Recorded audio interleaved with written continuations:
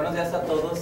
Vamos a revisar el tema del trastorno por déficit de atención con hiperactividad, que es más conocido por sus siglas TDAH o simplemente TDA. Y a manera de introducción les voy a proyectar un video sobre el caso de un niño llamado Pablito. Es un video de dibujos animados, pero que resulta muy representativo de lo que es el trastorno. Este video nos permite ver cómo un niño vive el trastorno desde el punto de vista o desde el ámbito familiar y también desde el ámbito escolar. Esto va a ser a manera de introducción y vamos a ir hablando sobre las características del trastorno, la manera en cómo se diagnostica y las opciones que tenemos para el tratamiento. Al final vamos a tener un espacio para las preguntas que puedan surgir.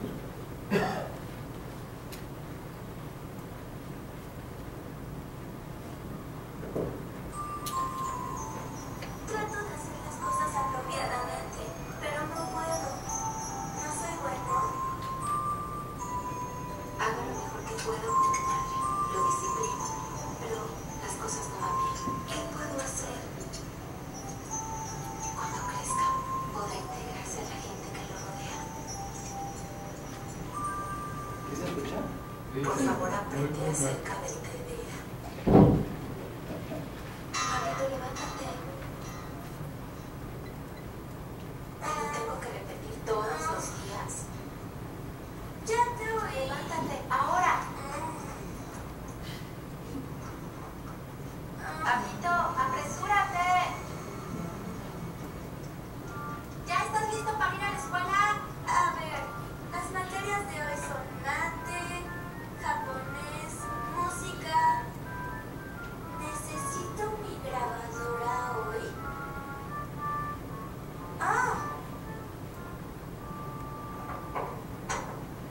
Pablito, ¿qué? ¿Por qué estás leyendo esa historieta? Se te va a hacer tarde. Tu hermano ya se fue. Apresúrate. Estaba a punto de irme.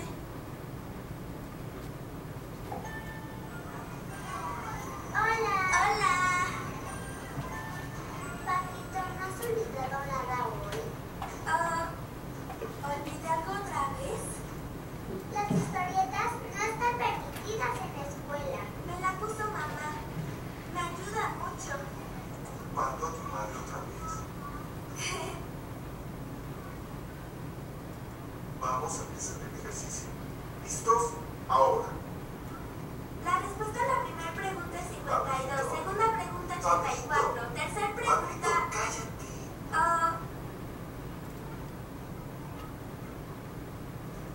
Préstamelo un segundo.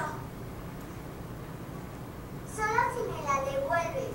Siempre pides cosas prestadas. Presten atención a la explicación.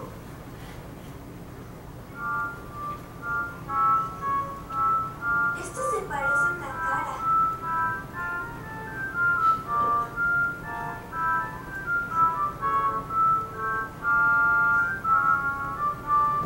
¿Qué estás dibujando, Pablito? Mire. Estamos en matemáticas ahora. Ups. ¿Por qué siempre pasa esto? ¿Por qué es tan diferente de otros niños?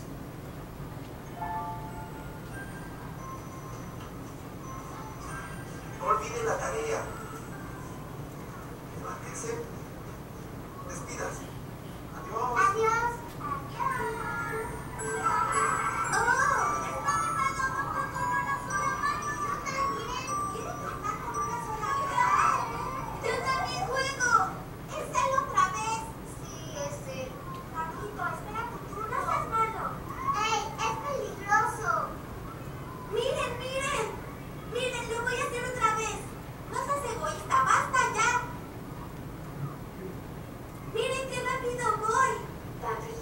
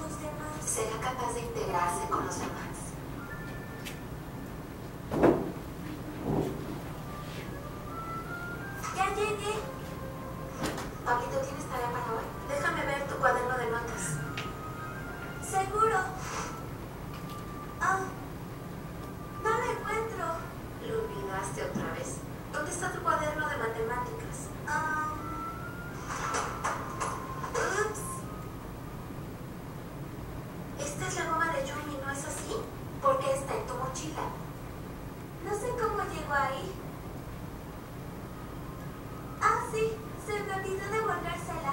Van a pensar que te la querías quedar. Asegúrate de regresarla mañana. Mami, ya terminé mi tarea. Ya está la cena. Tengo hambre. Lo siento, querido. Estará lista en un minuto. Papito, vamos a empezar sin ti, date prisa.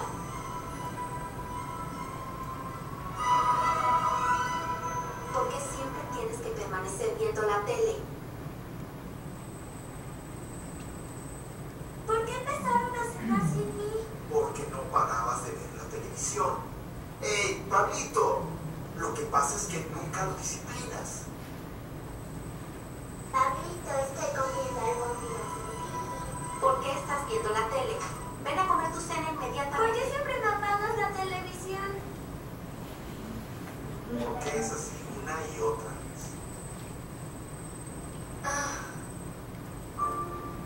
¿Por qué siempre es a mí a que le dicen de cosas? Los educamos del mismo modo a los dos, porque son tan diferentes. ¿Qué puedo hacer?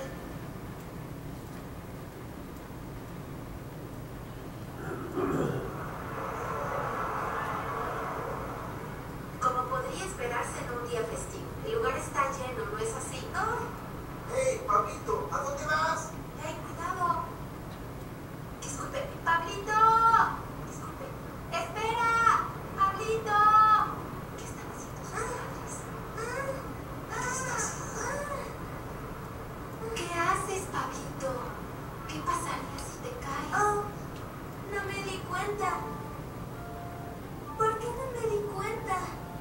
Es realmente falta de disciplina por parte de su mamá. ¿No soy bueno? ¿Qué se debe hacer como padre? No siempre es grosero y egoísta. Él es alegre y entusiasta. A veces se concentra muy duro. Y a su modo es muy afectuoso. Quiero alentar su fuerza.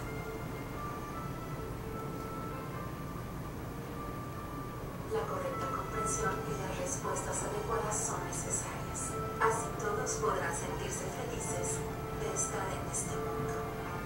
Vengarás del futuro de la infancia. Queremos que los vigilen amablemente. Maximiza el potencial de los niños con TDA. Por favor, comparte el sentimiento de los niños con TDA y sus padres.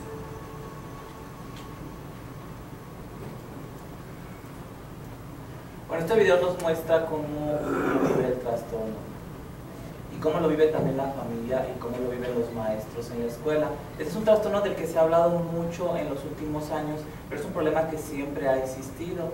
De hecho, actualmente se considera que la prevalencia del TDA es del 5 o incluso hasta el 8% de la población de niños. Si consideramos que esa es la misma prevalencia de la diabetes, pues entonces el trastorno por déficit de atención con hiperactividad es un problema de salud pública. Y el problema de esto es que la mayoría de los niños que tienen el síndrome no están recibiendo tratamiento, porque hay muchos mitos o muchas ideas mal fundamentadas en la población sobre lo que es el trastorno y sobre cómo se debe de tratar. Y aunque en los últimos años ha habido muchas publicaciones y mucho interés de los investigadores en este problema, lo cierto es que el trastorno por déficit de atención con hiperactividad ha existido a través de toda la historia de la humanidad.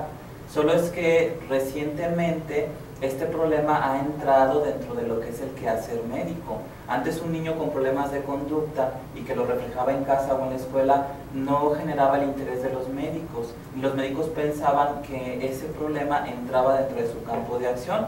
Fue hasta hace aproximadamente un siglo cuando George Frederick Steele, un pediatra británico, empieza a publicar sobre estos niños con problemas de conducta y él nos dice que estos niños tienen un problema en su organismo.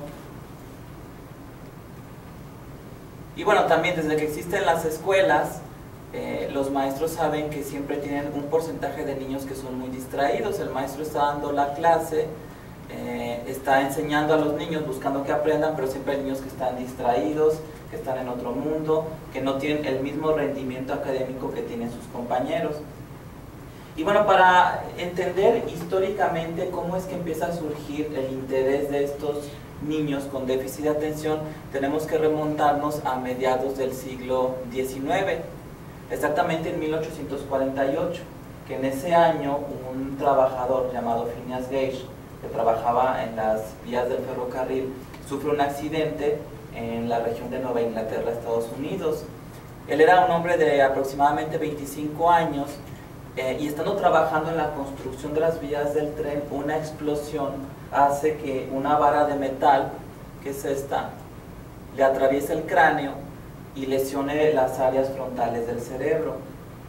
Y bueno, fue un milagro porque Phineas Gage sobrevivió, pero después del accidente él empezó a tener muchos cambios en su personalidad.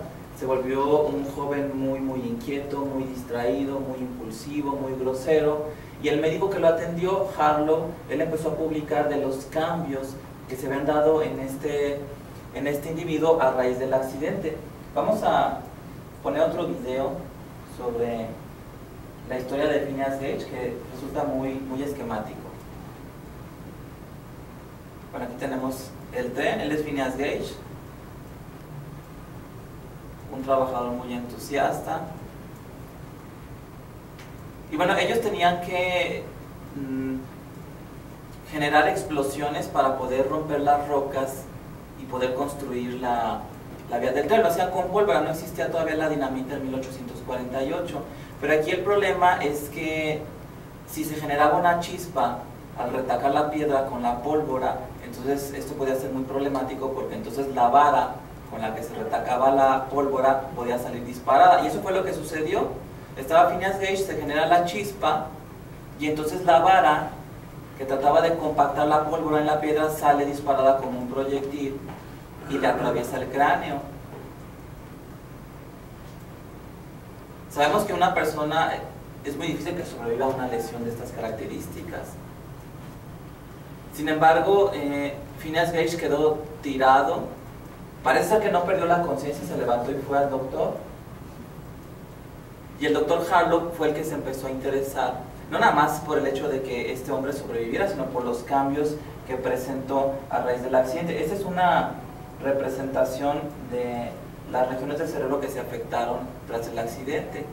Vemos cómo entra la vara del lado izquierdo de la cabeza, entre los maxilares,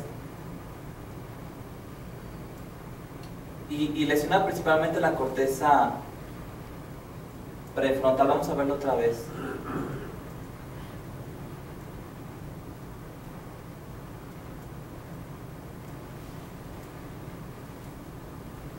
Pero prácticamente se lleva los dos frontales más la región de la corteza prefrontal izquierda. En el libro El error de Descartes de Antonio Damasio nos da una reseña muy interesante de lo que fue este personaje y este accidente. Y fíjense lo que dice Antonio Damasio: después del accidente ya no mostraba respeto por las convenciones sociales, la ética era violada, era proclive a inventar cuentos, no había evidencia de preocupación por su futuro ni síntoma de previsión. Y ese es el cráneo de Phineas Gage, que se conserva en el Museo de la Facultad de Medicina de Harvard, que es uno de los casos más citados en la literatura, ¿no? Porque es un caso que siempre se cita como un ejemplo para hablar de la correlación que existe entre las lesiones cerebrales y los cambios de conducta, o lo que tenemos como cambios de personalidad, ¿no? Es un caso paradigmático. Y bueno, esto sucedió en 1848, ¿no? Pero ya avanzando hacia los fines del siglo XIX, alguien que no tenía nada que ver con la medicina, ni con los niños hiperactivos, ni con el cerebro, que es el escritor Mark Twain, publica una novela que habla sobre las aventuras de un niño, ¿no? Que ustedes han de conocer. El niño se llamaba Tom Sawyer, y en realidad es una novela más bien autobiográfica, porque Mark Twain es un chico que crece a las orillas del río Mississippi, y cuando él, de adulto, escribe la novela, pues en realidad está hablando de sus propias vivencias. Pero algo interesante es que en la novela de Tom Sawyer, Mark Twain nos dice que él era un niño con las características de la hiperactividad. No siendo él médico, sino escritor, él habla de las características del síndrome. Y fíjense, esto lo está diciendo la tía de Tom Sawyer, porque Tom Sawyer no tenía mamá, su mamá había fallecido, y era una tía, la tía Polly, la que se hacía cargo de él. Pero fíjense lo que dice la tía Polly. Dice: diablo de chico, ¿cuándo acabaré de aprender sus mañas? ¿Cuántas jugarretas como esta no me habrá hecho y aún le hago caso? Y fíjense qué interesante esto que dice Mark Twain a través de la tía Polly. Tiene el diablo en el cuerpo, pero ¿qué le voy a hacer? Entonces es muy interesante porque aunque este no es un documento médico ni científico, aquí el escritor nos está diciendo que este niñito era muy inquieto y que la explicación es que tenía el diablo en el cuerpo. O sea, había algo negativo en el organismo de ese niño que le generaba la inquietud, que le generaba los problemas del comportamiento. Y luego dice la tía Polly, es el hijo de mi pobre hermana difunta y no tengo entrañas para zurrarle. Cada vez que lo dejo sin castigo me remuerde la conciencia y cada vez que le pego se me parte el corazón. Tenía muchas dificultades para disciplinarlo. Aborrece el trabajo más que ninguna otra cosa, que es como el caso que vimos de Pablito, de que le costaba mucho trabajo poder trabajar en la escuela. Y bueno, ese es el caso de Tom Sawyer, pero la aportación más importante es que aquí Mark Twain dice, ese niño tiene algo en el cuerpo, ¿no? Aquí lo ponen como el diablo. Tuvieron que pasar algunos años para que este pediatra británico George Frederick Steele publicara en la revista Lancet un artículo en 1902 que dice prácticamente lo mismo que Mark Twain, que los niños que tienen problemas de conducta y que tienen disfunción en su casa o en la escuela tienen un problema en su organismo. Hasta antes de este tiempo se creía que eran problemas que tenían que ver con la educación, con el estilo de crianza de los padres, con el ambiente familiar. Eso sí influye, pero eso no explica todo el problema. Muchas veces estos niños provienen de hogares funcionales, bien estructurados, con buena disciplina, y aún así esos niños no pueden dejar de moverse ni pueden poner atención. Y fíjense lo que dijo George Frederick Steele en 1902, ya tiene más de un siglo. Dice, escribió 20 casos de niños conductualmente trastornados cuya inteligencia se consideraba normal, pero exhibían arranques violentos, malicia perversa, destructividad y falta de sensibilidad al castigo. Fíjense, estos niños eran como Phineas Gage, pero en chiquito. Entonces George Frederick Steele decía, bueno, si el caso de Phineas Gage consistió en una lesión cerebral y cambios en la conducta, ¿no será que estos niños también tengan una lesión cerebral, pero que sea sutil, que a lo mejor se dio durante el desarrollo fetal o en los primeros años de vida?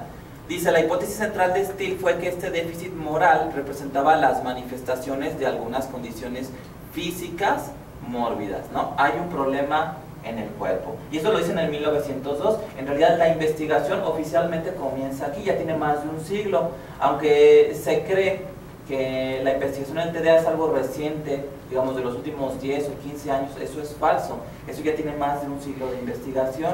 Y bueno, la información que se había recopilado hasta el momento era de suficiente peso como para empezar a atraer la atención de la mayoría de los investigadores del mundo.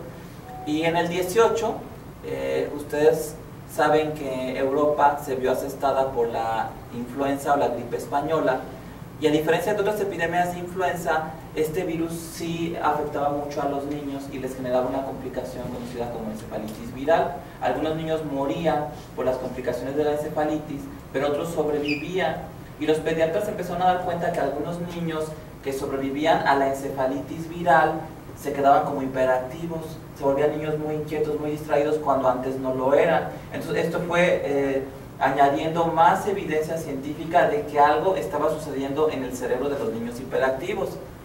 Después de finalizar la epidemia, se incrementó el número de médicos que reportaban que algunos niños sobrevivientes a la infección exhibían características clínicas que podrían ser más tarde consideradas similares al TDA.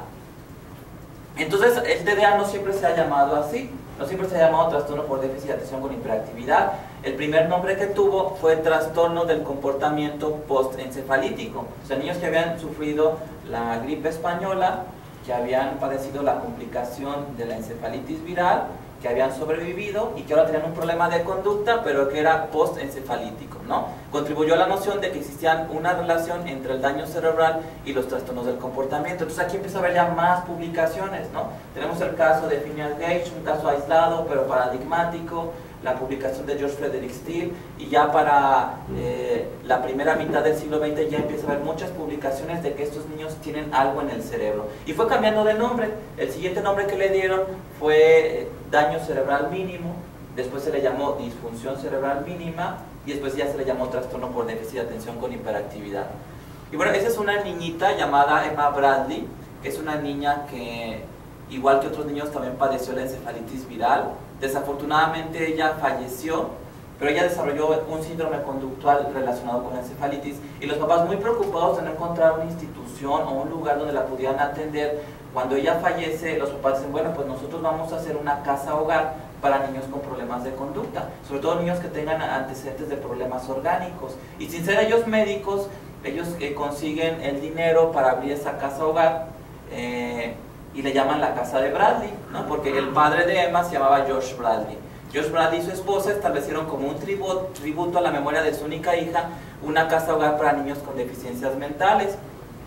Y esta casa hogar fue creciendo, ¿no?, desde los años 30 y existe actualmente. Es un hospital en Estados Unidos dedicado a problemas de neurología pediátrica y de psiquiatría infantil. De hecho, este hospital se mantiene vigente y esta es su página de internet, es www.bradleyhospital.org, y sigue manteniendo el interés en los problemas de conducta de los niños a través de esta iniciativa de George Bradley de establecer esta casa hogar. Pero regresemos a los años 30. George Bradley no era médico, él nada más puso la casa, pero unos años después llega un sobrino de él, Charles Bradley, psiquiatra, y él empieza a dirigir la casa hogar, se vuelve director del centro, y él empezó a hacer investigación con esos niños con problemas de conducta, y él quería ver qué estaba pasando con el cerebro. Entonces él se le ocurrió empezar a utilizar las neuroimágenes, pero estamos hablando de los años 30 del siglo XX. Uno se pregunta, bueno, ¿qué neuroimágenes habría en la década del 30? Bueno, pues solamente había la radiografía de cráneo, pero lo que hacían los médicos de esa época es que inyectaban aire en el espacio subaracnoideo y eso funcionaba como un medio de contraste, ¿no? Si el niño tenía poco tejido, entonces ese aire pintaba, ¿no?, los ventrículos, y al tomar la radiografía se veía una imagen más o menos como esta. Porque a este niño se le inyecta el aire y esta burbujota, pues en realidad es ausencia de tejido. Este estudio ya no se utiliza o es muy raro. Algunas versiones muy viejas del libro de Suros, de semiología médica, mencionan un poco sobre este estudio, pero yo no conozco a nadie que lo haga, y tiene el efecto secundario de que a los niños les da mucho dolor de cabeza. Pues si les inyectas aire en la cabeza, está creciendo presión y les da mucho dolor de cabeza. Bueno, finalmente Bradley no logró muchos descubrimientos al hacer esto, no logró mucho peso científico para saber exactamente por dónde andaba el problema, pero aquí pasó algo curioso. Tenía muchos niños hiperactivos en el centro, y eran ahora niños hiperactivos y con dolor de cabeza, porque les estaba inyectando aire. Entonces se les ocurrió darles un remedio llamado Benzedrina, que era un fármaco que en ese tiempo se estaba popularizando mucho, un estimulante del sistema nervioso central. Entonces Bradley razonó y dijo, ok, si la Benzedrina es un estimulante, va a estimular los plexos coroides para que produzcan más líquido cefalorraquídeo en el cerebro y saquen el aire, ¿no?, y se acaba el dolor de cabeza. Entonces les empezó a dar Benzedrina a estos niñitos y no les quitó el dolor de cabeza, pero lo curioso es que al darles la Benzedrina los niños empezaron a tranquilizarse, su hiperactividad desapareció y empezaron a concentrarse, empezaron a leer, los que iban a la escuela les iba mejor. Entonces se da cuenta Bradley que acaba de hacer un gran descubrimiento, y fue un descubrimiento accidental, ¿no?, lo que se entiende como una serendipia. Él lo que estaba buscando era un medicamento para el dolor de cabeza, y lo que encontró fue un medicamento que ayudaba a controlar la hiperactividad y que era un estimulante del sistema nervioso, ¿no? Esto es paradójico, porque un estimulante produce tranquilidad en un niño hiperactivo.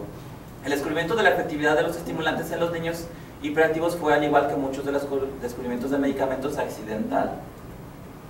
De acuerdo a lo descrito por Bradley, la conducta y el desempeño escolar de los niños que recibieron el fármaco experimentaron un cambio dramático. Que esto lo seguimos viendo en la actualidad. Cuando un niño con hiperactividad recibe el medicamento, es a veces cuestión de minutos para que veamos este cambio dramático, caracterizado por un incremento en el interés escolar, mejores hábitos de trabajo y una reducción significativa en conductas disruptivas. Y aquí nos haríamos la pregunta de qué hubiera pasado con Tom Sawyer si le hubieran dado el metilfenidato, ¿no? A lo mejor hubiera funcionado mejor en la escuela, pero a nadie le hubiera interesado tomar a este personaje para una novela. Bradley describió que los niños comenzaban a referirse a la Benzedrina como las píldoras aritméticas. Fíjense qué interesante, la píldora aritmética. El niño se toma el fármaco y le va muy bien en matemáticas. Fue en la casa hogar de Bradley donde la Benzedrina fue el primer tratamiento establecido para ayudar a los niños con trastornos severos del comportamiento. Esto fue en la década del 30, y es el año en que inicia la revolución de la psicofarmacología, porque los psiquiatras por primera vez pueden documentar científicamente que un medicamento ayuda a controlar un trastorno psiquiátrico. Y en 1944, unos años más tarde, el laboratorio Novartis sintetiza el metilfenidato y sale unos años más tarde a la venta al público conocido como Ritalin, ¿no? Que este es un anuncio de aquella época en una revista científica, que en este entonces, en los años 40, todavía no se la llamaba TDA, sino MBD o Minimal Brain Dysfunction, disfunción cerebral mínima. Y fue toda una revolución, porque se dan cuenta que Ritalin funciona en niños con problemas de conducta. Ahora, como Ritalin es un estimulante, también encontraron otra aplicación muy curiosa, también lo usaban los anestesiólogos para revertir el efecto de la anestesia. Cuando un paciente estaba terminando o estaba saliendo de un proceso quirúrgico, le inyectaban Ritalin parenteral y regresaba, ¿no? Era como darle un café bien cargado. Ya después encontraron otras maneras de revertir el efecto de la anestesia y fue abandonado el fármaco en esta presentación, pero como esta presentación tenía cierto potencial de abuso, pues imagínense, es un estimulante inyectable, entonces el laboratorio empezó a controlar el medicamento.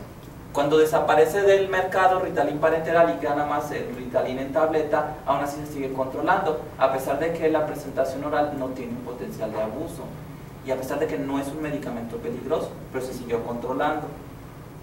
Y bueno, en 1961 la FDA aprobó el uso de metilfenidato en niños. Entonces, si ustedes cuentan el tiempo, ya va más de medio siglo, prácticamente 53 años, de que este medicamento está aprobado por la FDA. Si nos vamos a los medicamentos que usamos los psiquiatras, no existe ningún medicamento psiquiátrico que tenga más de medio siglo aprobado por la FDA. Por eso podríamos decir que de todos los medicamentos que usamos los psiquiatras, el más seguro es el metilfenidato. Nadie le llega, nadie tiene más de medio siglo de aprobado por la FDA. Algunos ni están aprobados por la FDA o algunos tienen menos tiempo de ser aprobados. Y si nos vamos a todos los medicamentos que se utilizan en población pediátrica, también podríamos atrevernos a decir que es quizá el medicamento más seguro. Algunos dirán, no, es que también el Tempra, no, paracetamol es un medicamento muy muy seguro. También el Tempra se sintetizó en 1944. Tanto Ritalin como Tempra nacen en el mismo año y ya están por cumplir 70 años de vida. Pero en los últimos años la FDA, a través de su página de internet, ha publicado algunos avisos de que algunas presentaciones del paracetamol, sobre todo las que tienen 1 gramo, podrían resultar hepatotóxicas, ¿no? Entonces se ha informado a la comunidad médica que el Tempra pues no es tan seguro como se creía. No están tratando de espantar a los médicos ni a la población, pero que no es tan seguro como se creía, y no ha habido estos avisos en torno a Ritalin. Ritalin existe desde el 44, sigue aprobado, no hay esos avisos de la FDA. Entonces pudiéramos decir, aunque suene un poco atrevido, que metilfenidato es más seguro que el Tempra, a pesar de que es un medicamento controlado. Bueno, ¿y cómo es que funciona el metilfenidato? Bueno, el metilfenidato funciona a nivel de la neurotransmisión, específicamente la neurotransmisión dopaminérgica. Y aquí vamos a ver qué es lo que sucede en los niños que tienen este problema a nivel molecular. Pero bueno, para ejemplificar mejor lo que sucede, vamos a ver lo que ha pasado con estudios en ratas de laboratorio. Aquí dice, la evaluación de ratas recién nacidas con depresión inducida de dopamina produce hiperactividad, la cual disminuye con la administración de estimulantes. En realidad lo que sucede con la hiperactividad es que hay un déficit. Cuando tú das el estimulante, se estimula la parte del cerebro que se encarga de meter un freno. No se estimula el niño, se estimula el área del cerebro que se encarga de meter el freno, y por eso tenemos un efecto paradójico. Por eso le das al niño un estimulante y el niño se tranquiliza. Es como si a un niño le dieras un café bien cargado y se tranquiliza. Tú dices, qué raro, debería de ser al revés, ¿no? Pero funciona de manera paradójica.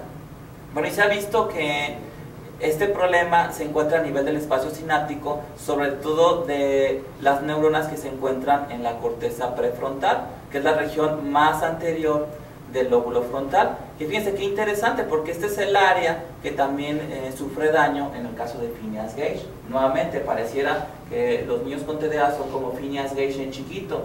A lo mejor una vara no les ha atravesado el cráneo ni les ha lesionado directamente la corteza, pero los niños con TDA pueden tener lesiones genéticas, ¿no? O lesiones que se dan durante el desarrollo embrionario, que a veces son lesiones difíciles de documentar. Y bueno, vámonos a nivel microscópico, vamos a ver qué podríamos ver si estudiáramos la neurotransmisión. Ustedes saben que las neuronas se comunican por impulsos eléctricos y que hay un espacio vacío a través del cual debe de pasar la señal, que esto lo demostró Ramón y Cajal en 1913, y aquí la neurona se las arregla aventando moléculas. Digamos, una señal eléctrica se convierte en señal química, que son estas pelotitas, despolariza la membrana de la otra neurona y se vuelve a convertir nuevamente en una señal eléctrica.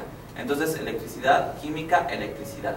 Y el problema del trastorno por déficit de atención se encuentra a este nivel, a nivel de la neurotransmisión, a nivel de la química. Vamos a hacer un acercamiento. Estos conitos que se ven aquí moviéndose es la dopamina, es el neurotransmisor, es lo que permite que la señal viaje de una neurona a otra. Recuerden ustedes que es un vacío y que el impulso eléctrico no puede saltar en el vacío, ¿no? Tiene que saltar una molécula. Ahora, se cree que los niños con trastorno por déficit de atención con hiperactividad tienen poca disponibilidad de neurotransmisor en el espacio sináptico. Entonces, lo que hace el medicamento es que tapa estos agujeros que son como aspiradoras, que reciben el nombre el transportador de dopamina, y al taparlos impiden que el neurotransmisor regrese a la célula, porque hay un mecanismo de reciclaje que ustedes conocen. La neurona lanza el neurotransmisor y después lo recupera, pero el medicamento va a tapar esas aspiradoras o este transportador y va a permitir que esté más tiempo el neurotransmisor. De manera que tenemos un cerebro de un niño con TDA, le damos un poco de metilfenidato, rociamos un poco y observen lo que sucede. ¿Sí vieron? Es un efecto dramático, ¿no? Como dijo ya, Charles Bradley en los años 30. Les llaman hasta las píldoras aritméticas. El niño se toma la pastilla y ya está leyendo y está aprendiendo matemáticas. Ahora vámonos otra vez a nivel molecular. Estos que parecen platillos voladores son el medicamento, específicamente el metilfenidato, y esta molécula va a tapar el transportador y va a permitir entonces que haya más disponibilidad de dopamina en el espacio sináptico. En pocas palabras, esto funciona como un mecanismo de amplificación. Podríamos decir que las neuronas de un niño con TDA son como una familia disfuncional, tienen serios problemas de comunicación. Cuando un niño con TDA recibe el medicamento, entonces la comunicación entre las neuronas es amplificada y entonces se comunican mejor entre ellas, y eso se traduce en una mejoría clínica. El niño puede controlar su inquietud y se puede concentrar. Y a nivel macroscópico ha habido estudios muy interesantes. Dice, la resonancia magnética ha mostrado disminución no significativa del volumen de la corteza frontal derecha, de la parte anterior del cuerpo calloso, cerebelo y la cabeza del núcleo caudado, así como pérdida, fíjense, del 5% del volumen cerebral en niños que padecen TDA. Si un niño tiene problema y no está siendo tratado, ese niño va a tener un cerebro más chiquito. ¿Por qué? Porque ese cerebro que no está recibiendo tratamiento es un cerebro que está sintetizando menos proteínas, porque es un cerebro que no está aprendiendo, que tiene dificultades para adquirir el aprendizaje. Esto lo demostró un médico, psicoanalista y psiquiatra, premio Nobel de Medicina, que es Eric Kandel. Él demuestra en el molusco de mar, conocido como Aplysia californica, que el aprendizaje tiene su correlación neurobioquímica. Él utilizó, igual que Pavlov, el reflejo condicionado como una manera de entender el aprendizaje, y él demostró que una neurona que ha aprendido algo, aunque sea un aprendizaje muy simple como un reflejo condicionado, es diferente químicamente a una neurona que no ha aprendido.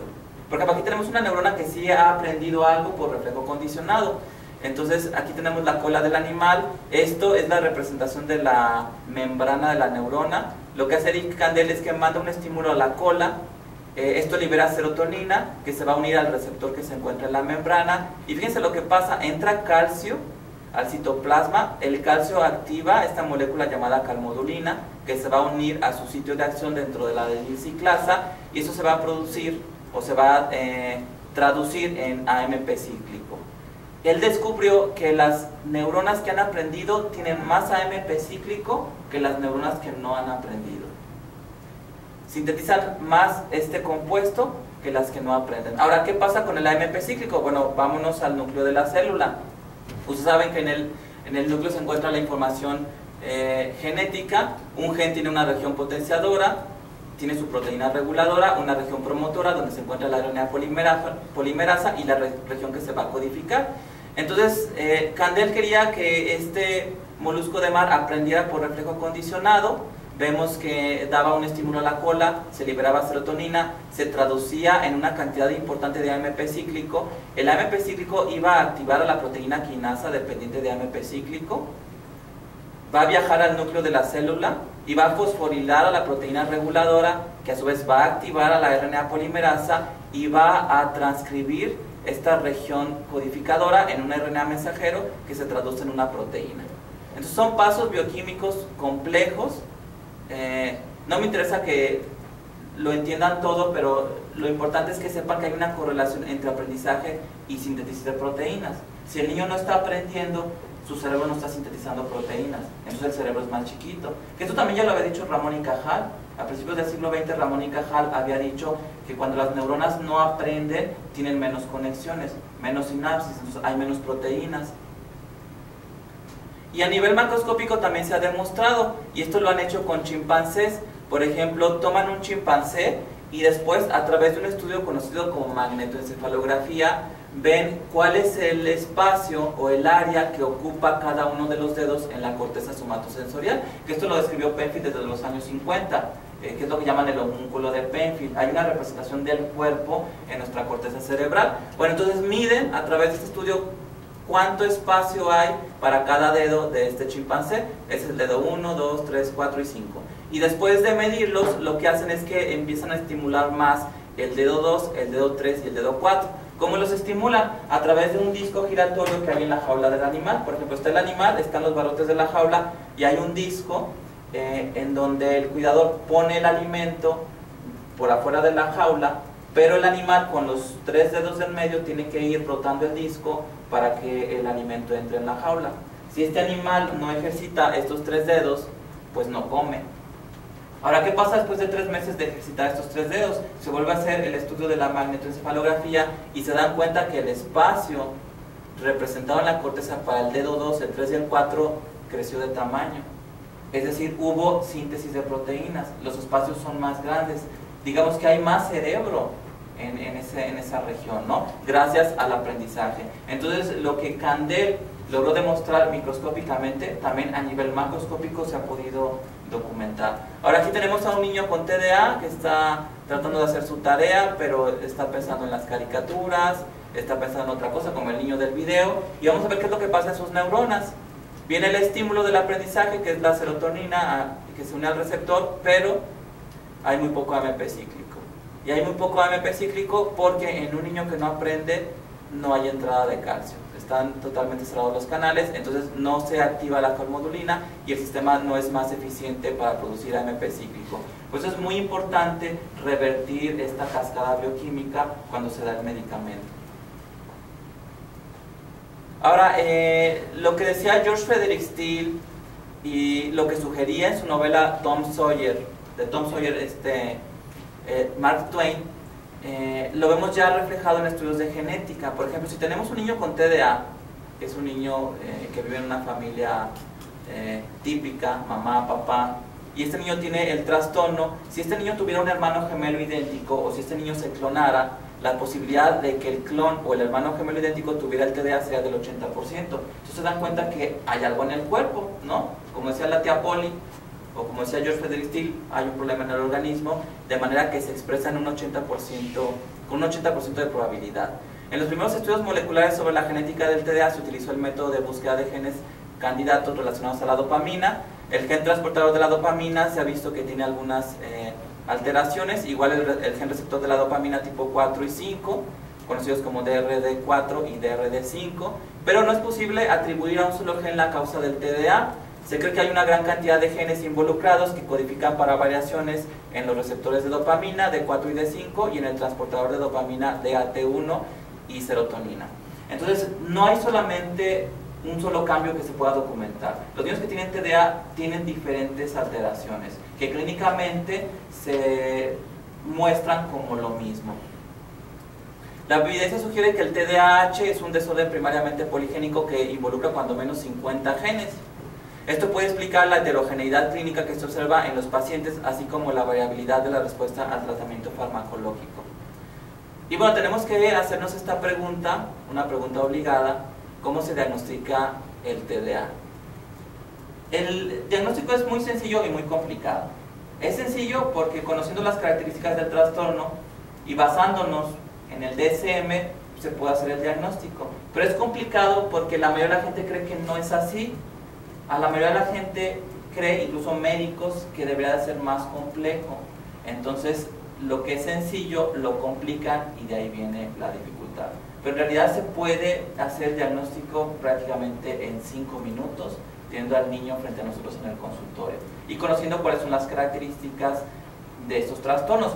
Si queremos apegarnos al DSM, está bien, podemos utilizar el DSM o podemos apegarnos a cualquier autor que haya descrito este síndrome. Fíjense, es una nota que me mandó una mamá antes de que yo revisara al niño, que es muy interesante. Dice, no le van a permitir el ingreso a la escuela porque tiene mucha hiperactividad. Ya cuando dicen esto, ustedes pueden tener la certeza de que hay un 95% de probabilidad de que este niño tenga TDA, incluso antes de hacer una entrevista, porque no habría otra cosa que pudiera explicar esta nota de la mamá. El trastorno por déficit de atención con hiperactividad es como una isla desierta. Hay muy pocos problemas médicos o psiquiátricos que estén cerca. Entonces, cuando huele a TDA por esto, lo más seguro es que lo sea, porque no podría ser otra cosa porque todo lo demás está muy lejos. Y bueno, esos son los criterios del DSM. Son muy repetitivos, no es muy redundante lo que ha publicado la Asociación Psiquiátrica Americana, pero los vamos a mencionar. El DSM nos da una lista de criterios de desatención, donde vienen 9 criterios, y otra lista de hiperactividad e impulsividad que también vienen 9, ¿no? De desatención dice, a menudo no presta atención suficiente a los detalles o incurre en errores por descuido en las tareas escolares, en el trabajo o en otras actividades. Son niños que tienen sus trabajos muy sucios, maltratados, la libreta está toda rota, arrugada. Criterio B, a menudo tiene dificultades para mantener la atención en tareas o en actividades lúdicas, o sea, incluso para jugar, como en el video que vimos del niñito que ya no lo querían juntar los amiguitos, incluso son malos para jugar si no tienen concentración. C, a menudo parece no escuchar cuando se graba directamente, no, la mamá le estaba llamando para que fuera a cenar y el niño viendo la televisión. D, a menudo no sigue instrucciones y no finaliza tareas escolares, encargos u obligaciones en el centro de trabajo, lo que le pasaba al niño del video. A menudo tiene dificultades para organizar tareas y actividades. A menudo evita, le disgusta o es renuente en cuanto a dedicarse a tareas que requieren un esfuerzo mental sostenido, como trabajos escolares o domésticos. Por ejemplo, a muchos de estos niños no les gusta más rompecabezas, porque requiere un esfuerzo mental sostenido. A unos sí, y qué bueno, porque eso ayuda. A menudo extravía objetos necesarios para tareas o actividades. Son niños que los papás a cada rato hay que comprarles lápices, gomas, sacapuntas. A menudo se distrae fácilmente por estímulos irrelevantes, vuela la mosca y ya el niño se olvidó de que estaba haciendo su tarea. A menudo es descuidado en las actividades diarias, son niños que están sucios, que se ven desaliñados, no siempre, algunas veces.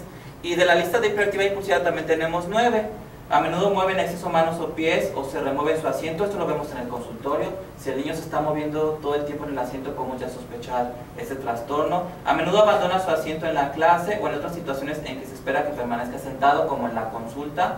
Si llevamos 10 minutos de consulta y el niño ya se levantó del lugar, ya podemos empezar a sospechar este trastorno. A menudo corre o salta excesivamente en situaciones en que es inapropiado hacerlo, como el consultorio de un psiquiatra infantil. No, por eso el psiquiatra infantil o el psiquiatra no debe tener cosas de mucho valor en el consultorio, porque si el niño va a estar brincando, no trepando en lugares donde es inapropiado hacerlo, pues se puede romper algún objeto valioso. A menudo tiene dificultades para jugar, lo que vimos también en el video, o dedicarse tranquilamente a actividades de ocio. Son niños que cuando juegan hacen mucho ruido y que cuando están en silencio hasta los papás ya se preocupan porque ya no oyen el ruido del niño y dicen, a lo mejor le pasó algo, porque siempre están haciendo ruido. A menudo está en marcha o suele actuar como si tuviera un motor. A menudo habla en exceso. A menudo precipita respuestas antes de haber sido completadas las preguntas. Eso también lo podemos ver en la consulta. Podemos hacerle preguntas al niño y antes de terminar la pregunta el niño ya está contestando. A menudo tiene dificultades para guardar su turno. Por ejemplo, si el niño está en la sala de espera para pasar con el médico, puede ser que el niño ya entre muy desesperado a la consulta, porque le costó trabajo guardar su turno. A menudo interrumpe o se inmiscuye en las actividades de otros, por ejemplo, se entromete en conversaciones o juegos. Pueden estar hablando con los papás sobre las características del nacimiento del niño y el niño se entromete aunque él no puede aportar ninguna información al respecto. Entonces, en lo que nosotros vemos en la consulta y lo que los papás nos comentan, en realidad muy rápido podemos hacer el diagnóstico. Ahora, el DSM nos pide que tenga 6 de esta lista de 9 y o 6 de esta otra lista de 9. Entonces, imagínense que tenemos un niño que tiene estos 6, ¿no? Y tiene también estos 6. A ver, 1, 2, 3, 4, 5, 6. 6 de aquí, 6 de acá. Este es un niño que tiene estos criterios. Pero luego tenemos otro niño que más bien tiene estos. O luego tenemos otro niño que más bien tiene estos.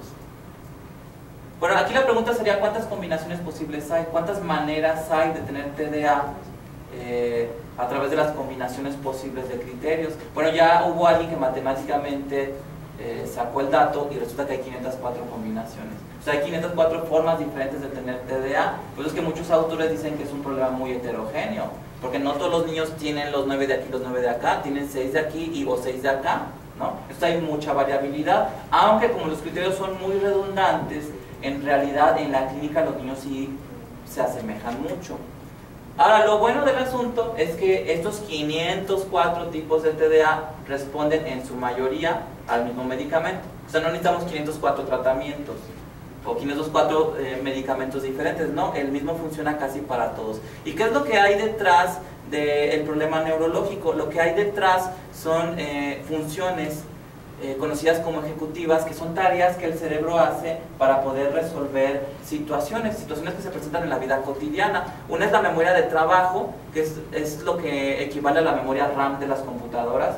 Es la capacidad de guardar información mientras yo estoy haciendo una tarea. Por ejemplo, los meseros que trabajan en restaurantes, si no traen la libretita, pues tienen que usar la memoria de trabajo, ¿no?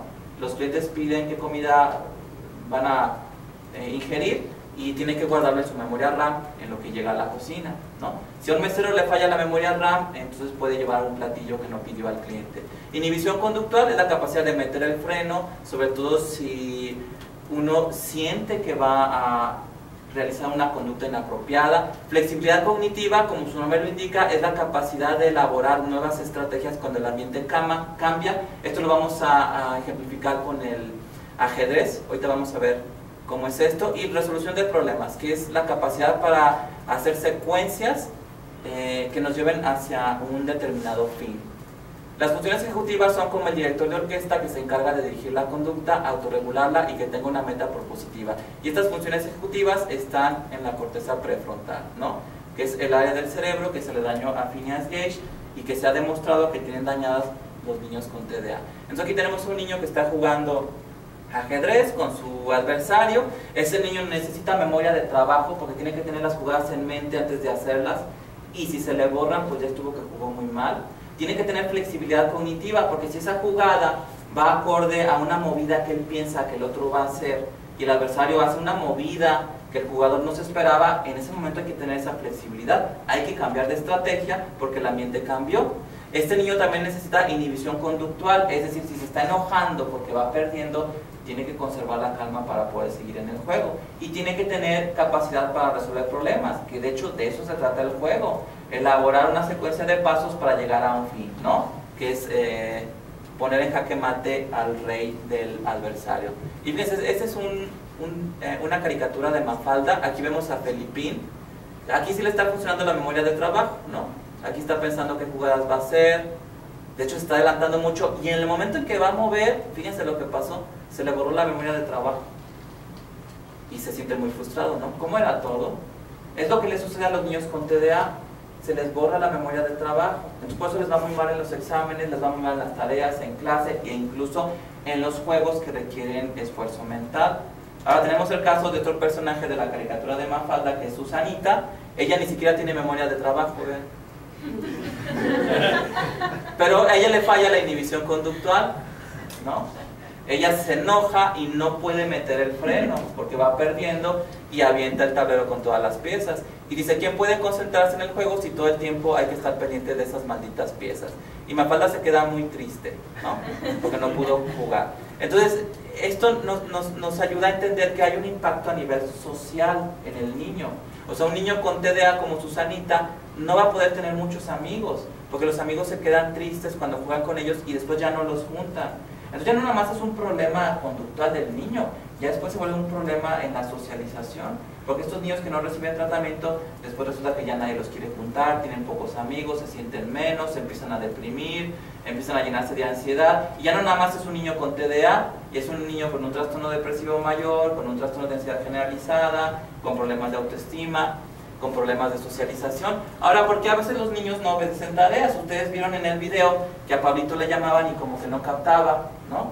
Esto lo podemos entender si tenemos mascotas. Por ejemplo, esta mujer le dice a su perrito que se siente y el perrito no se sienta. Entonces aquí nada más hay dos explicaciones. Una, el perrito es un perrito muy rebelde, desafiante, o la otra es que no entendió lo que le dijeron, ¿no? Porque aquí dice, verdaderamente quisiera sentarme, solo dame la oportunidad de procesar la orden. Entonces no es que sea un perrito desafiante, hostil, o un perrito que quiera llevar siempre la contra, sino que simplemente no fue capaz de procesar la orden. Entonces eso es lo que sucede con los niños con TDA. No es que ellos quieran ser desobedientes, o no es que ellos se quieran portar mal, simplemente no pueden procesar la orden. Recuerden ustedes que sus neuronas no se comunican muy bien. Ahora, estos niños necesitan ayuda, porque muchas maestras o muchos padres de familia dicen, no, es que el niño, si quiere, puede. Él solito puede salir adelante. Va con puro 6, pero si le echa ganas, podría tener 9 o 10. No es cierto. El TDA es una discapacidad cognitiva. Es decir, el niño está impedido biológicamente para tener un rendimiento que vaya a la par de sus compañeros. Entonces, si nosotros le decimos al niño que le eche ganas, o tratamos de estimularlo con premios, no vamos a lograr nada. Es como el caso de esta caricatura donde se está ahogando un individuo y aquí estos están viendo al salvavidas y dicen, oye, ¿por qué no lo vas a rescatar, no? Y dice, estamos estimulando a la gente a comenzar a involucrarse en su propio rescate, pues no se va a ahogar, ¿no? Entonces, en el caso del TDA, el niño no se puede involucrar en su propio rescate. El niño necesita que la ayuda venga de afuera y que sea una ayuda que le ayude a mejorar la química de su cerebro. Claro que los papás emplean métodos que emplearon con ellos mismos, ¿no? Aquí dice, mis padres me están educando como los educaron a ellos. Entonces a veces los papás dicen, no, al señor le falta más estímulo, vamos a darle un premio, ¿no? Vamos a darle dinero si saca 10. O si está con promedio arriba de 9, al terminar el bimestre, le compramos el juguete que quiere. Esto va a frustrar mucho al niño porque no lo va a poder hacer y entonces va a haber privado del premio. Porque el premiar al niño no aumenta su capacidad. Recuerden ustedes que es una disfunción biológica o una discapacidad. No, pues aquí pongo el ejemplo de silla de ruedas. Aunque claro que cuando hablamos de discapacidad, la palabra a veces suena muy fea y pensamos en los niños del Teletón. Pero en realidad eso es lo que sucede en los niños con TDA. Y vamos a hacer un experimento mental, fíjense. Vamos por la calle y de pronto nos encontramos a un hombre en silla de ruedas que ve impedida su marcha por unas escaleras. Si nos interesa ayudarle a sortear este obstáculo, básicamente tendremos dos alternativas. Alternativa 1, insistir en que se baje de la silla y suba por las escaleras. Alternativa 2, encontrar la forma de ayudarle a evitar las escaleras, por ejemplo, buscar una rampa para discapacitados. ¿Cuál alternativa escogerían? Bueno, ¿quién hace la mano que escogería la 1? ¿Nadie? ¿Nadie escogería la 1? ¿Usted? Bueno, ¿no? Bueno, a veces sucede, ¿no? Porque en el caso de los niños con TDA, muchas veces escoge la opción 1.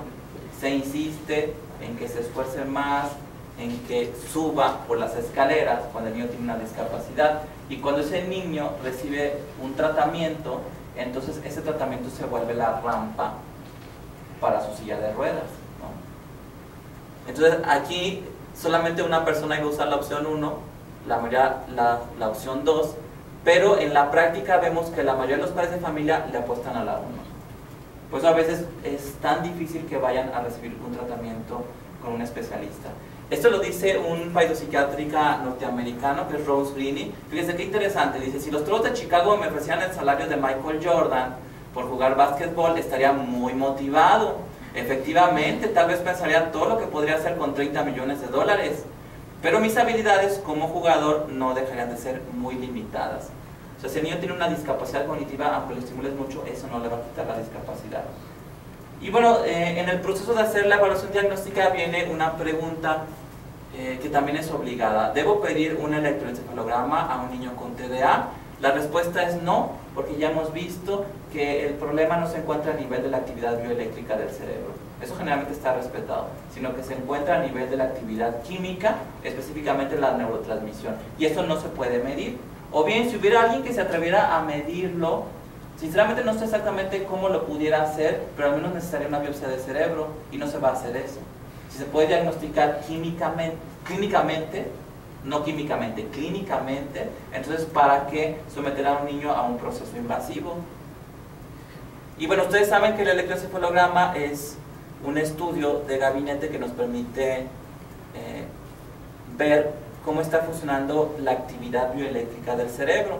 Pero este problema no es un problema que tengan los niños con TDA, aunque sí llega a suceder que si tenemos un daño al cerebro, por un lado el niño tenga un déficit en la neurotransmisión y eso se convierta o se traduzca en TDA, y que por otro lado también este daño al cerebro que viene de abajo también dañe la actividad bioeléctrica y nos dé anormalidades en el electroencefalograma.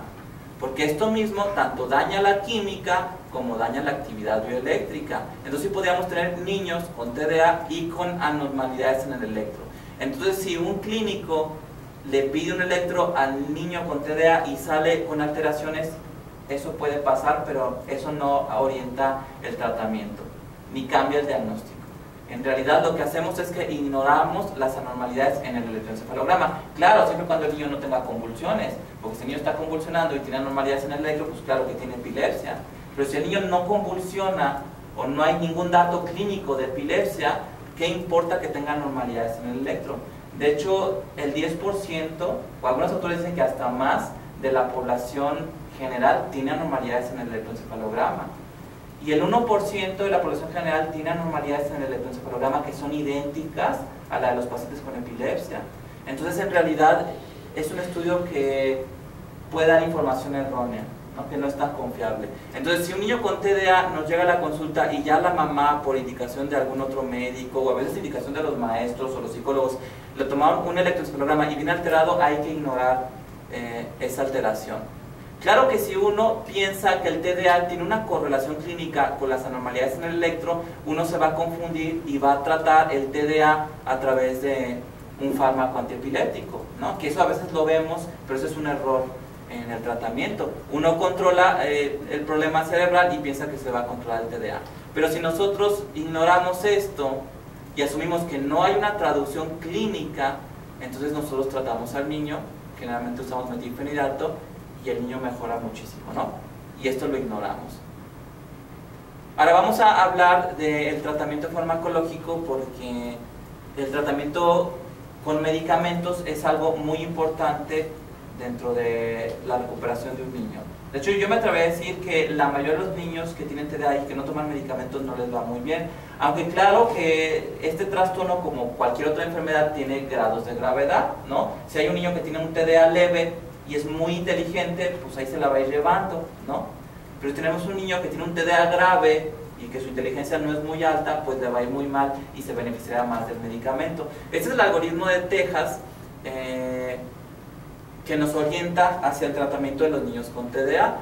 Habla de fármacos que no están disponibles en México, pero aún así nos puede orientar para saber cómo es que damos el tratamiento, ¿no?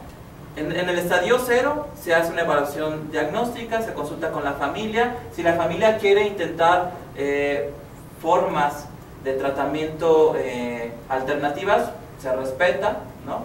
Se les da una cita abierta. Si quieren intentar, no sé, flores de Bach, algún otro tipo de terapia alterna, se les da esa libertad, se les deja cita abierta. Ya cuando vean que no funciona, pues ya regresan con nosotros, ¿no? Y en el estadio 1 podemos usar metilfenidato o la anfetamina, que esta se utiliza en Estados Unidos, en México no la tenemos, entonces aquí no hay opciones, nada más metilfenidato. Que el nombre comercial en México es Tradea, es Concerta, Ritalin o Metadate. Si el niño responde al metilfenidato, entonces ya nada más le damos seguimiento. Nosotros recomendamos darle tratamiento por 1 año, después suspenderlo y vemos qué pasó. Si al suspenderlo el niño ya está bien, pues ya no damos medicamento. Si el niño tiene una recaída, lo volvemos a dar por otra temporada. Y el metilfenidato es un medicamento que viene generalmente en presentación de 10 miligramos y lo calculamos por miligramo por kilo por día. A los niños le damos de dosis muy bajitas, como 0.3 miligramos por kilo por día, hasta dosis altas o relativamente altas, como 2 miligramos por kilo por día. Si el niño no responde o tiene una respuesta parcial, aquí nos dice que usemos otro estimulante no usado en la etapa 1, pero en México no tenemos otro estimulante. Aquí nada más hay el metilfenidato, entonces el estadio 1 nos lo brincamos y pasamos al 3. La segunda opción, de acuerdo al algoritmo de Texas, es la atomoxetina. Hasta ahorita solamente hay una marca que es Stratera, que es un excelente medicamento, sobre todo cuando el metilfenidato no funcionó o no nos dio la respuesta que esperábamos. O bien, si los papás dicen, no, yo no quiero darle metilfenidato porque me da miedo, porque sé que es controlado, está bien, se respeta y se le da atomoxetina, ¿no? Es un medicamento que es más fácil adquirir porque no requiere una receta médica. Y la atomoxetina se inicia a dosis de 0.5 miligramos por kilo por día, después se sube a 1.2 miligramos por kilo por día y se puede llegar hasta el 1.8 miligramos por kilo por día. Si el niño responde a la atomoxetina o la Stratera, entonces ya nada más se le da seguimiento y también muchos recomiendan dárselo 1 año, después se suspende y uno observa. Si hay una respuesta parcial, es decir, no le va tan bien con el Stratera, aquí el algoritmo de Texas nos dice que podemos combinar entonces los dos anteriores. Por ejemplo, le dimos metilfenidato y no funcionó, le dimos atomoxetina y no funcionó, entonces le podemos dar ahora metilfenidato y atomoxetina. O sea, se los damos juntos. Les damos juntos los dos que no funcionaron y habitualmente eso funciona y funciona bien. Claro que es el problema de que va a salir un poco caro y que el niño va a estar tomando todos medicamentos. Y muchos psiquiatras pues tratan de apostarle a la monoterapia. Entonces el algoritmo de Texas nos dice, esta es una opción, si quieres darle los dos, está bien, pero si quieres seguirle apostando a la monoterapia, pues entonces dale un tercero, ¿no? Que aquí entra el bupropión o anfebutamona. Ahorita nada más hay un nombre comercial que es el Wellbutrin, pero nos da la opción también de escoger un antidepresivo tricíclico. El que más se utiliza es la imipramina. Si con eso tenemos respuesta, pues ya nos seguimos. Si no funciona el Wellbutrin o el bupropión, entonces le damos el que no utilizamos en el estadio 4, que vendría a ser el antidepresivo tricíclico. Y si finalmente no funciona, utilizamos alfa agonistas, que el que está disponible en México es la clonidina. Si de plano no funciona, pues ya llevamos 6 estadios, pues ya replanteamos el diagnóstico y vemos qué es lo que está pasando, porque si ya no funcionó el tratamiento hasta acá, pues valdría la pena hacer la pregunta de si eso era TDA o no, porque igual a lo mejor el niño estaba muy inquieto porque estaba sufriendo de bullying en la escuela y se diagnosticó como TDA y en realidad no era eso, y por eso no funcionó el tratamiento. Si el niño sí tiene TDA, si se hizo un buen diagnóstico, entonces el tratamiento va a funcionar casi el 100% de las veces. De hecho, yo nunca he llegado aquí, yo nunca he recetado un alfa agonista. Generalmente yo llego hasta el estadio 3 y aquí el 99% de los pacientes responden. El 1% que no responde ya le doy Wellbutrin y mejora, o le doy imipramina, pero nunca llego hasta acá. Si alguien llega hasta acá, lo más seguro es que no era TDA. Y bueno, este es mi blog de internet donde hay información para médicos y para padres de familia. Es www.paido-psiquiatria.blogspot.mx. Eso es todo por mi parte, gracias por su atención.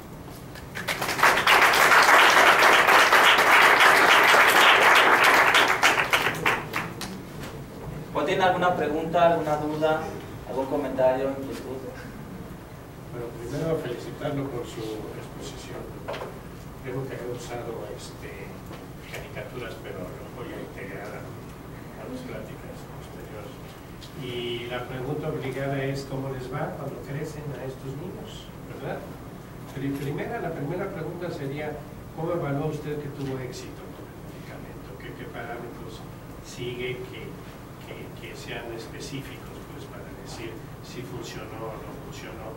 Y segundo, en la vida adulta, ¿verdad? ¿Cómo les va a estos niños que requieren tratamiento todavía? Llega el momento en que se estabilizan y ya no requieren un tratamiento. ¿Cómo les va en los estudios, en la vida profesional? Bueno, para evaluar la respuesta que hubo, igualmente como el diagnóstico es 100% clínico. uno prescribe el fármaco, uno puede citar al niño a la semana incluso, porque los cambios se ven muy rápido. De hecho, uno incluso podría citar al niño al día siguiente, darle el medicamento y ya se verían algunos cambios. Pero a veces pasa que si uno los cita al día siguiente, resulta que ese día la maestra llegó de malas, un amiguito se peleó con el niño, entonces eso opaca la respuesta. Entonces podemos dar una semana o 2 semanas y simplemente preguntamos cómo van las cosas, así, muy general, y habitualmente los papás dicen, no, pues el niño ya va mejor, la maestra me dijo que se concentra más, que qué le hicimos al niño, porque ya pone atención, está viendo al frente, cumple con sus tareas. Con el paso de los meses vemos que está reflejado en las calificaciones y que si este niño estaba siendo rechazado por su grupo de amigos, los papás nos cuentan que ya lo están juntando otra vez en los juegos porque el niño se enoja menos. Digamos, podemos incluso hacer otra entrevista diagnóstica, si queremos, basado en el DSM, y vemos que ya no cumple todos los criterios. Ahora, si lo queremos hacer objetivo, hay escalas como la escala de Conners que podemos aplicar, una antes del medicamento y otra después, y vemos que en esta escala de Conners vemos una mejoría de los síntomas como del 90%. Entonces nosotros vemos que hay respuesta. Y a través del seguimiento a cada niño le va diferente. No hay manera todavía de saber cuánto tiempo un niño va a tomar el medicamento o cómo le va a ir en el futuro, ¿no? Es como si yo tomara a un niño y yo pudiera predecir en qué momento ese niño va a medir 1,60. La verdad es que no sabría. Hay unos que llegan a esa estatura antes que otros nunca llegan a esa estatura porque son más chaparritos. Entonces no se puede saber porque eso tiene que ver con el desarrollo del cerebro. Nosotros evaluamos los recursos que tienen los niños, como la inteligencia y la creatividad, ¿no? Si un niño tiene un TDA que es leve, es decir, que no tiene todos los criterios, porque yo les mostré 2 listas de 9, si tienen los 18, pues está grave. Si tiene apenas los 6 de uno y los 6 de otro, pues es leve, ¿no? Si tenemos un niño con un TDA leve, pero que es un niño inteligente, que es un niño creativo, ese niño va a compensar el déficit con esos recursos y entonces ese niño le va a ir mejor, digamos, va a mejorar el pronóstico y posiblemente requiera el medicamento por menos tiempo. Pero si el niño no es inteligente o tiene un coeficiente intelectual límite, o no es un niño muy creativo, no es un niño sociable, entonces a ese niño le va a costar más trabajo tener una buena respuesta a futuro. Pero lo que sí se ha visto es que si se da el medicamento, eso genera un contraste muy grande con el no darlo. Porque si tenemos un niño con TDA y no lo tratamos, hay una posibilidad muy alta de que en la adolescencia esté probando sustancias. O que incluso eso se complique con otro trastorno, que es el trastorno disocial o el trastorno negativista desafiante, que es casi un niño delincuente, ¿no? Que consume sustancias. Esa es la complicación más grave del TDA. Pero si el niño es medicado, entonces la posibilidad de que el niño utilice sustancias en la adolescencia disminuye muchísimo. Porque los niños con TDA son niños que buscan siempre la novedad, son los adictos a la adrenalina. De hecho, a los niños con TDA les gustan mucho los deportes extremos, ¿no? Yo a veces les pregunto si practican alpinismo, paracaidismo, charrería, tauromaquia, motonáutica, y les gusta todo eso, porque les gusta eso que popularmente llamamos adrenalina, que en realidad es dopamina, ¿no? Pues le llamamos adicto a la adrenalina. Entonces, si el niño no está tratado, esa adicción a la adrenalina, dice, pues si me meto un pase de cocaína o de heroína, pues no me va a pasar nada, ¿no? Y entonces van a enganchar en las drogas. Entonces, no hay manera de saber cómo le va a ir a un niño. Lo que sí podemos saber es que el pronóstico mejora mucho si sí recibe el tratamiento y si el niño es un niño inteligente y con creatividad. Que me preguntaba si desde 1961 ya está perfectamente establecido el diagnóstico. Obviamente la psiquiatría actual debe de saber perfectamente bien estos niños cómo les va en la vida adulta, qué fue de ellos, ¿verdad? Y no decir, bueno, pues uno les va bien, otro regular, sino ya deberían tener parámetros muy concretos de qué fue de ellos después. No le puedo decir en mi especialidad qué pasa con usted 10 años después. ¿Qué es lo que pasa? Ah, bueno, ¿después de su especialidad? Yo soy psiquiatra de adultos. ¿Psiquiatra de adultos? Sí. Ah, ok. Bueno, sí tenemos la ventaja de que... No lo sé, yo soy urologo. Bueno, sí existen... Hay otra cosa. Estaría bien a los internos del hospital, pues darle su Ritalin ya desde ahorita, ¿no? Bueno, hay algo que llaman la psiquiatría cosmética, ¿no? Que eso lo popularizó un psiquiatra norteamericano, Peter Kramer, en un bestseller de los años 80 que se llamó Escuchando al Prozac, y él demuestra que muchas personas que no tienen trastornos mentales pueden mejorar muchas de sus funciones a través de los psicofármacos.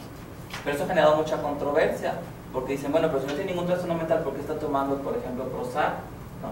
Pero entonces Peter Kramer dice, bueno, se vale, ¿no? Si hay una medicina cosmética en donde el paciente en realidad no tiene ninguna enfermedad, pero está utilizando los avances de la medicina moderna para mejorar su calidad de vida, pues es válido. Entonces Peter Kramer lo lleva a la psiquiatría, ¿no? Y él es un defensor de la psiquiatría cosmética, otros no, porque es un tema que sigue generando mucha controversia.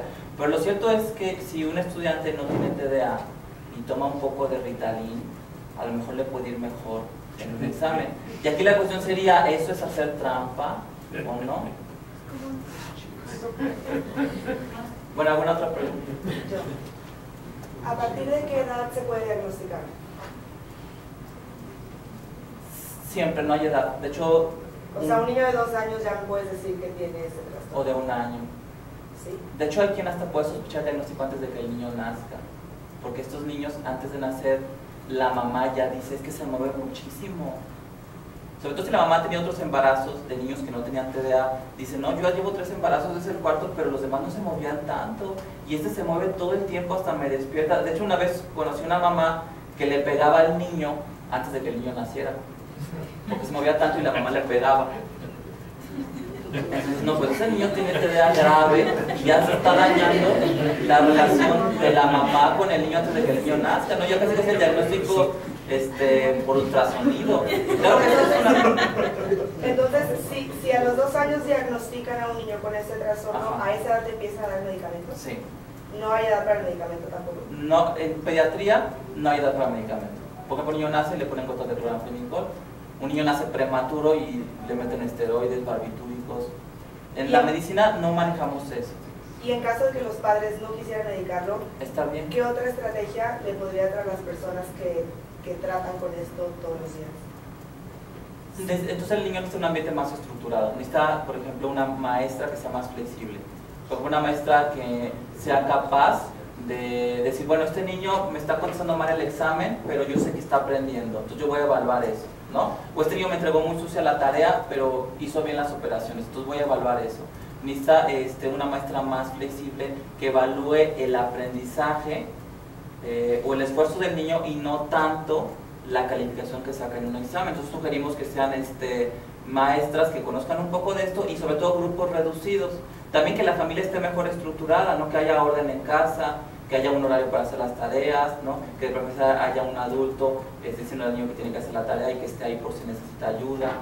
Digamos, modificar el contexto del niño para que el ambiente esté más estructurado y el déficit no dé tantos problemas. Eso es lo que se puede hacer. Bueno, hay otra pregunta. ¿Y se puede asociar con la hipoxia neonatal transitoria? Sí, cualquier cosa que pueda dañar el sistema nervioso central puede traducirse en trastorno por déficit de atención con O sea, hiperactividad. puede tener los 2 diagnósticos. Sí, exacto. De hecho, muchos niños que se mueven mucho antes de nacer en la matriz, pues obviamente ustedes saben que la posibilidad de que se enrede el cordón es muy alta, se está mueve y mueve. Entonces imagínense, ya venía hiperactivo porque no deja de moverse y todavía ni nace. Y luego todavía de tanto moverse se le enredó el cordón y ya está disminuyendo el aporte sanguíneo al cerebro. Pues ese niño va a nacer con un TDA muy grave porque ya lo traía y luego aparte una lesión cerebral. Pero cuando uno interroga los factores perinatales es común encontrar eso, ¿no? Que el niño tuvo hipoxia, o que lo sacaron con forceps, o que hubo sufrimiento fetal. Es frecuente encontrar eso y eso nos recuerda los nombres anteriores del TDA, ¿no? Daño cerebral mínimo o disfunción cerebral mínima. La pregunta de la doctora se me hace interesante porque cualquiera pensaría que existen ciertas edades en las que es más manifiesto por el desarrollo del niño el trastorno. Yo pensaría que esa edad es cuando empieza a ir a la escuela, ¿verdad? Y entonces manifiesta en toda su amplitud todas esas alteraciones. Otro comentario es, se ha hablado mucho, yo vine, doctor, porque soy urólogo pediatra, ¿verdad? Y veo muchísimos niños en el consultorio y obviamente entran 2 o 3 niños y 2 destruyen el consultorio, lo que veo al otro, ¿verdad? Y entonces qué bueno que está usted aquí para que me diga qué vamos a hacer con esos niños, ¿no? pero yo hago urología pediátrica predominantemente y entonces quería escuchar que si hay algo nuevo que se esté haciendo. El comentario general, ¿verdad? Por ejemplo, en el Hospital de Pediatría del Centro Médico, donde yo fui jefe 20 y tantos años, es existe un sobrediagnóstico de cualquier niño que se porta mal, cualquier niño que no le está yendo bien. Obviamente hay condiciones alrededor del niño como el divorcio de los padres, violencia intrafamiliar, alcoholismo, etcétera, que causan trastornos en los niños, y se piensa que hay un sobrediagnóstico exagerado de parte de ustedes, los psiquiatras, hacia el trastorno. ¿Usted qué opina de esto? Pienso que puede haber un sobrediagnóstico, pero está fuera del ámbito médico. O sea, sí pueden decir que es muy hiperactivo, ¿no? Pero cuando eso genera una consulta médica, el especialista está obligado a hacer una entrevista en donde vea si eso no es. Por ejemplo, en el TDA sí es importante ver que los síntomas hayan empezado en etapas tempranas. El DSM-4 nos dice que antes de los 7 años ya tiene que haber síntomas. Porque si nos llevan un niño, por ejemplo, de 8 o de 9 años y empezó los síntomas de TDA justo a esa edad y coincidía con el divorcio de los papás, pues no es TDA. Porque generalmente el TDA ya lo trae un niño de nacimiento y empieza a dar manifestaciones cuando el niño está sujeto a ciertas exigencias o ciertas demandas. Entonces, cuando uno dice, a ver, aquí hay síntomas de TDA, pero este niño antes de los 7 años no tenía nada, iba bien en el kinder, en primero de primaria, entonces ahí uno empieza a pensar que es otra cosa, ¿no? Porque el TDA es un trastorno del neurodesarrollo, entonces uno sí tiene que escarbarle y poner un poco el reflector en los primeros años de vida. A veces cuando el TDA es leve o moderado, a veces el niño le va bien en el kinder porque las maestras son muy flexibles, y ya en la primaria es cuando empieza a dar problemas, que de hecho la mayoría de los niños cuando vienen con nosotros andan entre los 6 y los 7 años, es con el ingreso a primaria. Pero cuando el problema es grave, cuando el TDA es muy intenso, aunque el niño no esté sujeto a una exigencia escolar, como puede suceder en el kinder, tiene síntomas que lo llevan con el psiquiatra. ¿Por qué? Porque es un niño tan intrépido que incluso está en riesgo su vida. Por ejemplo, una vez vi a un niñito que era de guardería, tenía 2 años y medio, ni siquiera había entrado al kinder, y era tan intrépido que en la guardería prácticamente se colgaba de las lámparas, y una vez fue a dar a un espacio que había entre la pared y un mueble que estaba empotrado. Entonces el niño fue a dar ahí y se estaba asfixiando y no podían mover el mueble porque estaba empotrado. Entonces tuvieron que llamar a los bomberos para meter un gato hidráulico y separar la pared del mueble y el niño pudiera salir, pero el niño casi se muere en eso. Entonces ahí uno dice, bueno, es que este niño es muy hiperactivo, no importa si va con 6 de calificación, que bueno, aparte iba en guardería, pero aquí sí vale la pena darle un medicamento porque es un niño que está en riesgo de su vida. Por ejemplo, en la institución donde yo trabajo, muchos niños se salen por la ventana. Afortunadamente estoy en un primer piso, ¿no? Pero ya si el niño se salió por la ventana, ya es TDA, ¿no? Pero no mide el peligro. Bueno, ¿alguna otra pregunta, comentario, inquietud, reclamo?